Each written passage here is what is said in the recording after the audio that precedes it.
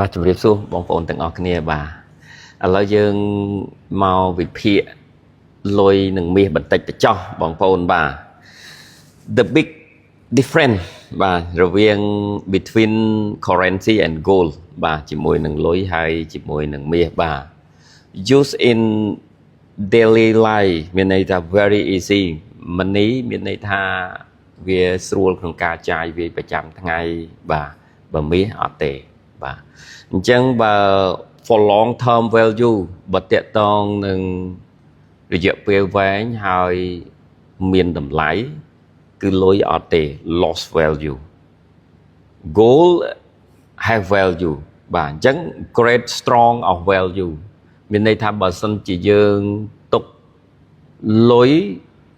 យូរវាធ្លាក់តម្លៃប៉ុន្តែបើយើងទុកមាសបាទរយៈពេលយូរគឺមានតម្លៃបាទខុសគ្នាត្រង់ហ្នឹងបាទអញ្ចឹងយើងមើលបន្តទៅទៀតបាទ inflation prediction is no អញ្ចឹងមានន័យថាអតិបរមាលុយ no ប៉ុន្តែបើមាស yes បាទអញ្ចឹងយើងមើលទាំងអស់គ្នា supplier is grow មានន័យថាបើសិនជាយើង compare លុយយើងអាចបោះពុំបានប៉ុន្តែមាស slow ការធ្វើពីរ៉ែមកគេហៅថាម៉ាញនាងពីអណ្ដូងរ៉ែមាសមកគឺ slow នេះជាចំណុចមួយដែលយើងពិចារណាបាទ money cash currency is the better you need it to life មានន័យថាលុយគឺវាចាំបាច់សម្រាប់ការចាយវាប្រចាំថ្ងៃបាទ for the saving protection your will is goal is better is the whole value long term មានន័យថាបើសិនជាយើងទិញមាសទុកបាទតកតងនឹង value តកតងនឹងចំណេញហ្នឹងគឺមានឱកាស 100% ហ្មងមិនមែន99ទេបាទ 100% ហើយវាមានតម្លៃបាទអញ្ចឹងសង្ឃឹមថាបងប្អូននឹងយល់ហើយចំណុចដែលខ្ញុំចង់បង្ហាញនៅពេលថ្ងៃនេះថ្ងៃទី8ថ្ងៃអាទិត្យនេះអ្វីដែលខ្ញុំតាមដានព័ត៌មានតកតងនឹងលោក Donald Trump ជាមួយនឹងក្រុមការងាររបស់គាត់បានជជែកគ្នាជាមួយនឹងអ៊ីស្រាអែលបាទ high conversation មានន័យថាការនិយាយហ្នឹងវាបានខ្លះហើយប៉ុន្តែដូចជាមិនមាន result ល្អទេបាទអញ្ចឹងអាចអាមេរិក attack បាទអ៊ីរ៉ានបាទអាហ្នឹងការដែលខ្ញុំមើលអាចចន្លោះហេងសុយហ្នឹងខ្ញុំគិតទេណាហេងសុយហ្នឹងអាចចូលឆ្នាំចិនហើយឬក៏ចូលឆ្នាំចិនហ្នឹងហ្មងមើលទៅអាហ្នឹងការដែលខ្ញុំមើលប្រកាសប្រកើយណាព្រោះលោក Donald Trump បានរៀបចំអស់ហើយអញ្ចឹងគាត់មិនអាចការនិយាយហ្នឹងមិនអាចដកទាហានដកអីអាវុធ military អីចេញបានទេអញ្ចឹងវានឹងមានការប្រែប្រួលនៅតម្លៃមាសដែរបាទអញ្ចឹងសង្ឃឹមថាចំណុចទាំងអស់ហ្នឹងមិនមែនថាខ្ញុំដែលព្យាករណ៍បន់ឲ្យគេមានសង្គ្រាមមិនមែនអញ្ចឹងទេនេះគឺជារឿងរបស់សហរដ្ឋអាមេរិកនិងអ៊ីរ៉ានយើងការវិភាគការតាមដានគឺមានន័យថាអាមេរិកហ្នឹងលោក Donald Trump ហ្នឹងបានដាក់ pressure ទៅអ៊ីរ៉ានអញ្ចឹងការដាក់ pressure ដាក់សម្ពាធទៅលើអ៊ីរ៉ានហ្នឹងសូម្បីតាអ្នកណា support អ៊ីរ៉ានណាបងប្អូនគឺត្រូវពុនរបស់សហរដ្ឋអាមេរិកហ្នឹងធ្ងន់កមកឲ្យតែអ្នកណាចូលរួម support បាទអញ្ចឹងអាមេរិកគឺដាក់កម្រិតខ្លាំងមែនតើសូម្បីតាលុយអ៊ីរ៉ានហ្នឹងណាគឺធ្លាក់ value មែនតើហ្មងគឺមានន័យថាថោកទៅហ្មង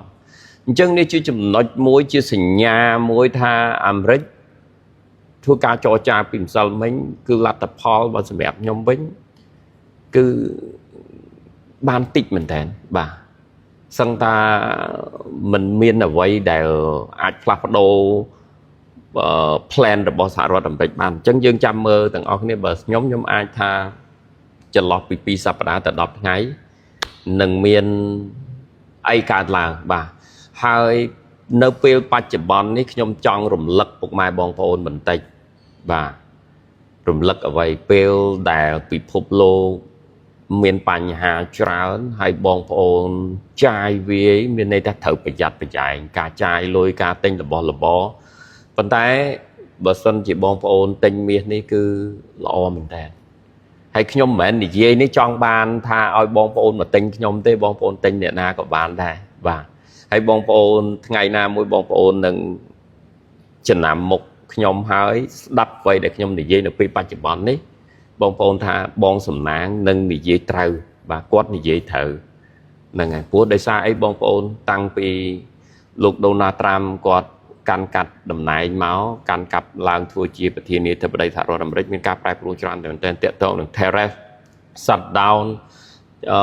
បាញ់មីស៊ីលមូអេរ៉ាន់ប្រហែលជា 4-5 ខែមុនបាទធ្លាក់ពី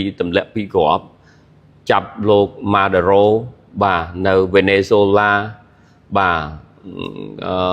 មានឥណ្ឌាប៉ាគីស្ថានអ៊ុយក្រែនរុស្ស៊ីអីចឹងទៅបាទកម្ពុជាមួយថៃអីចឹងទៅបាទមានបញ្ហាជាបន្តបន្ទាប់អញ្ចឹងយើងត្រូវគិតថាអ្នកវិនិយោគិនធំដែលអ្នកមានលុយច្រើននៅជុំវិញពិភពលោកដូចអ្នកមាននៅស្រុកចិនអញ្ចឹងបាទអ្នកមានច្រើនមែនតើគាត់ទិញមាសបងប្អូនទិញមាសច្រើនណាអ្នកវិនិយោគទុនមានន័យថាអ្នកមានយើងអត់និយាយពី Central Bank ទេអញ្ចឹងគាត់ទិញមាសទុកច្រើនហើយគាត់វិភាគគាត់គិតថាមិនដឹងថាមានអ្វីកើតឡើងនៅថ្ងៃខាងមុខទៀតទេអញ្ចឹងឥឡូវរៀងស្ងប់ស្ងាត់បន្តិចចាំមើលបងប្អូនប្រហែលជាអាចថាចន្លោះពី2 ទៅ 3 ខែទៀតមិនដឹងមានរឿងអីកើតឡើងទៀតដែរអញ្ចឹងដូចជាមានហេតុអង្គហេតុច្រើននៅពេលបច្ចុប្បន្ននេះអញ្ចឹងបងប្អូនរលុយពិបាកពេលនេះជាពេលមួយដែលល្អដែលបងប្អូនទិញមាសទុកធ្វើជាទ្រព្យបាទអញ្ចឹងសង្ឃឹមថាអ្វីដែលខ្ញុំនិយាយយើងចាំមើលទាំងអស់គ្នាព្រោះថ្ងៃនេះក៏ជាថ្ងៃបោះឆ្នោតចេញលទ្ធផលថ្ងៃនេះដែរនៅប្រទេសថៃបាទថ្ងៃទី8បាទហើយការចរចារវាងអាមេរិកនិង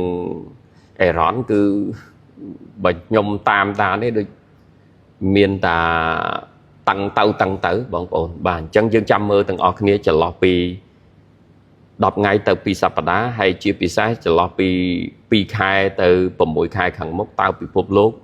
នឹងមានអ្វីប្រែប្រួលបន្តទៀតអញ្ចឹងចាំមើលទាំងអស់គ្នាហើយការប្រែប្រួលនេះវា affect ទៅដល់តម្លៃមាសខ្លាំងមែនទែនអញ្ចឹងសង្ឃឹមថាបងប្អូននឹងយល់នៅអ្វីដែលខ្ញុំនិយាយបាទអញ្ចឹងថ្ងៃនេះថ្ងៃទី8ថ្ងៃអាទិត្យទិញមាសទុកធ្វើជាទ្រព្យដើម្បីហេងមុនចូលឆ្នាំចិនទាំងអស់គ្នាបាទសូមអរគុណ